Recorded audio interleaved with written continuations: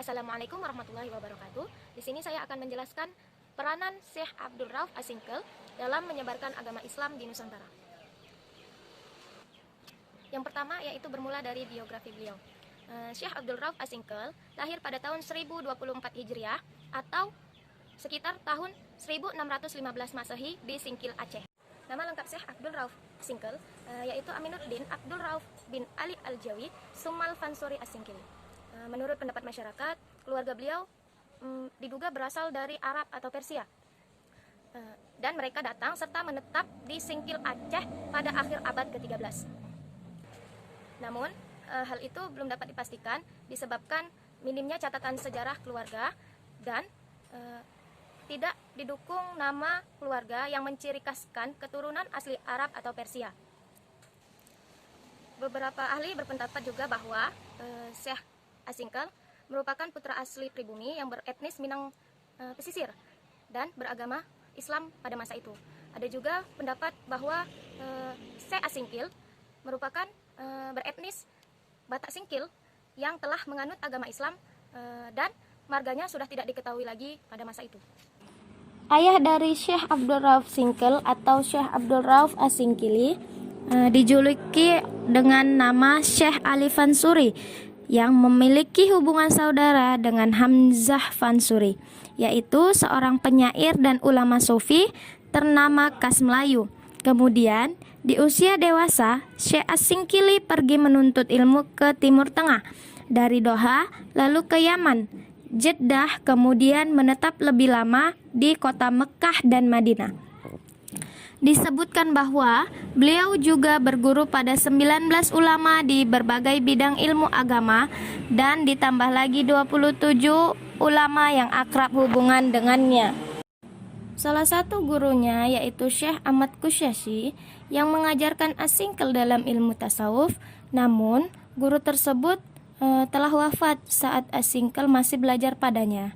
Hingga kemudian Syekh Kusyasy digantikan oleh muridnya yaitu Mullah Ibrahim Qurani. Dan disinilah As-Singkil mendapat izin untuk mengajar dan mendirikan sekolah Islam di Aceh.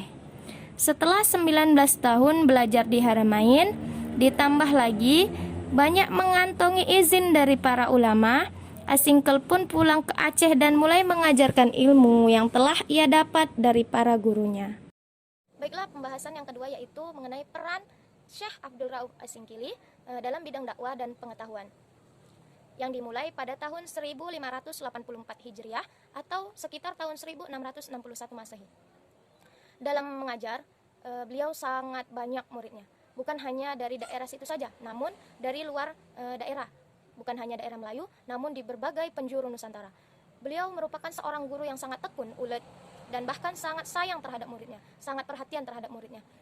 Saking perhatiannya beliau sampai membuat karya-karya ilmu pengetahuan agar muridnya dapat belajar dengan benar, agar muridnya senantiasa belajar di atas teguhnya kesolihan dan tidak berada di jalan yang sesat atau salah. Dengan demikian, beliau menciptakan beberapa karya-karya ilmiah atau. Tak lama pulang dari Haramain, kemudian beliau diangkat sebagai mufti atau qadi oleh Sultan Aceh pada kala itu.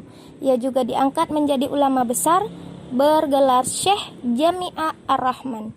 Ia pula sibuk mengajar dan menjadi hakim Kesultanan Aceh. Ia menjabat sekitar 30 tahun. As-Singkil bergelut di bidang tersebut, yaitu bagian mengajar dan menjadi hakim. Selama hidupnya, Syekh sangat produktif dalam menghasilkan karya. Yumardi Azra mengatakan bahwa banyak karya-karya Syekh Abdul Rauf Singkil yang sempat dipublikasikan melalui murid-muridnya. Di antaranya adalah Mir'at al-Tullab, Fitasil Mawa'is al-Badi Rifat, Al-Hakam al-Syar'iyah, Limalik al-Wahab, yaitu karya di dalam bidang fikih atau hukum Islam yang ditulis atas permintaan Kesultanan Safiyatuddin. Lalu yang kedua itu Tarjuman al-Mustafid merupakan naskah pertama mengenai tafsir Al-Quran yang lengkap berbahasa Melayu. Selanjutnya yaitu terjemahan hadis Arba'in karya Syekh Imam Al-Nawawi, ditulis atas permintaan Sultan Zakiyatuddin. Selanjutnya yaitu Mawaiz Al-Badi, berisi sejumlah nasihat penting dalam pembinaan akhlak. Lalu selanjutnya Tanbih Al-Mas'i merupakan naskah tasawuf yang memuat pengajaran tentang martabat 7. Lalu selanjutnya Kifayat Al-Muhtajin ila Masyirah Al-Muwahhidin Al-Qailin biwahtadil wujud, memuat penjelasan tentang konsep wahdatul wujud. Lalu Daqaiq Al-Hurf, yaitu pengajaran mengenai tasawuf dan teknologi. Dan pembahasan terakhir yaitu mengenai akhir hayat Syekh Abdul Rauf As-Singkil. Syekh Abdul Rauf As-Singkil meninggal dunia pada tahun 1693 atau 1100 Hijriah dengan berusia 73 tahun. Lalu beliau dimakamkan di samping masjid yang dibangunnya di Kuala Aceh, Desa Deyah Raya, Kecamatan Kuala, sekitar 15 km dari Banda Aceh.